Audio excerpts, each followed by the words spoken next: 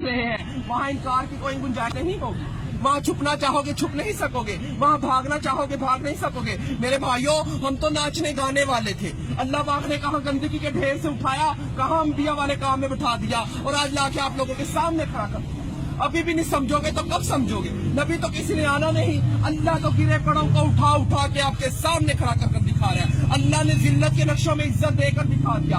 हमें तो जायज नजायज पाकी न पाकी हराम हलाल की पहचान ही नहीं थी। हम लोग तो समंदरों के अंदर थे, आप लोग तो किनारे पे खड़े हो। हम तो अंधेरों में थे, आप लोग तो रोशनी में खड़े हो। हम तो बेअकल थे, आप तो अकल वाले हो। मगर अल्लाह पाक बेअकलों को कल दे दे के भेज रहा है। अभी भी नहीं समझेंगे तो कब समझेंगे? अल्लाह कहेगा मैंने उल्मा भेजे, दीन के दाई भेजे, मुफ्ती भेजे, कारी भेजे, हत्ता के नाचने गाने वालों को भी हदायत दे के आपके सामने खड़ा कर दिया था। और वो भी यही कह रहे थे लोगों अल्लाह की तरफ आ जाओ। वहाँ कोई उज़र चलने वाला नहीं, अल्लाह दुनिया में सारे उज़र पूरे किए जा रहे हैं। अगर आप लोग दीन का काम मकसद बनाकर नहीं करेंगे तो अल्लाह हम जैसों से दीन का काम लेगा। अल्लाह किसी का मोहताज नहीं है, हम सब अल्लाह के मोहताज हैं। अबराह के लश्कर को अल्लाह पाक ने परिंदों के जरिए अबाबील के जरिए हलाक किया और बैतुल्लाह शरीफ की हिफाजत फरमाकर दिखाई।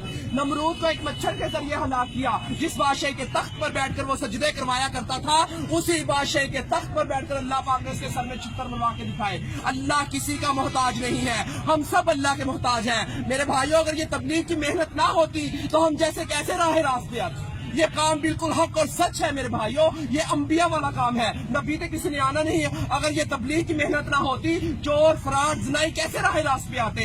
ये वही मेहनत है मेरे भाइयों, इस मेहनत ने हमारे ऊपर करम कर दिया। अल्लाह हमारे बुजुर्ग दीन की हिफाजत फरमाए, जो ये कलमा लेकर हम तक पहुंचे। हम तो अल्लाह के हुक्मों को तोड़ रहे थे, नबी करीम सल्लल्लाहु अलैहि वसल्लम के तरीकों को छोड़ रहे थे। कहाँ से जन्नत के हकदार? जन्नत का हकदार वो है जो अल्लाह के अहकामात और नबी करीम सल्लल्लाहु अलैहि वसल्लम के तरीकों पर जिंदगी गुजारेगा। तो मेरे भाइयों, अब किसी नबी ने नहीं आना, खत्मे नबूवत के सदके ये काम मेरे और आप सब लोगों के जुम्मे है कि हम कलमा गो वाले बन जाए, ला इलाहा इल्लल्लाह मुहम्मद रसूलुल्लाह की दावत देने वाले बन जाए।